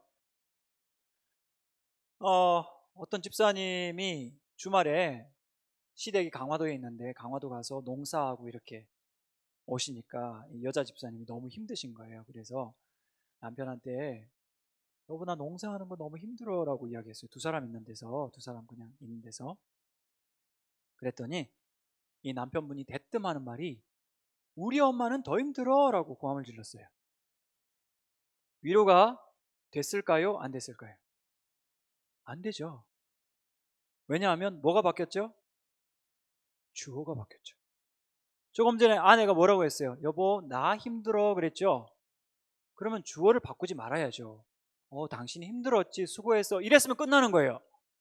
갑자기 시어머니를 모시고 와서 우리 엄마 더 힘드셔. 얼마나 효자인지 몰라요. 근데 부부관계는 별로 도움이 안 돼요. 그래서 여러분 대화하실 때 이거 정말 힘들어요. 잘 안 돼요. 우리 습관이 주어 바꾸는 게 습관이에요. 너만 그랬어 나도 그랬어. 응? 너 힘들어 나는 더 힘들어. 이게 우리의 본능적인 본성적인 습관이에요. 자, 문제 3개입니다. 대답 잘하셔요. 우리 열린 하늘문교회 실력을 테스트할 수 있는 시간. 1번, 아내가 남편에게 여보 나 집안일 하는 거 너무 힘들어 라고 말하면 우리 열린 하늘문교회, 다시 한번 더, 열린 하늘문교회 남편들의 반응으로 적절한 것은 1번, 눈을 흘기며 그까짓 게 뭐가 힘들어 라고 쏘아준다. 2번, 가족 사진을 가리키면서 우리 엄마는 더 힘들었어 하면서 엄마에 대한 효를 발휘한다. 3번, 나도 힘들어 라며 자기 연민을 일으킨다. 4번, 당신 힘들구나 수고가 많네 라면서 어깨를 토닥거려주고 외식도 시켜준다. 정답은 4번. 현실은 예. 현실과 정답이 같기를 바랍니다. 아이가 엄마한테 2번 엄마 나 공부하는 거 너무 힘들어 라고 말할 때 열린 하늘문교회 부모의 엄마들의 반응으로 적당한 것은 1번 엄마도 너 같은 시절 다 겪었어 라면서 엄마 자신을 우선 위로한다. 2번 너만 힘든 거 아니야 딴 애들도 다 힘들어 라고 말하면서 지구상의 모든 청소년들을 먼저 배려한다.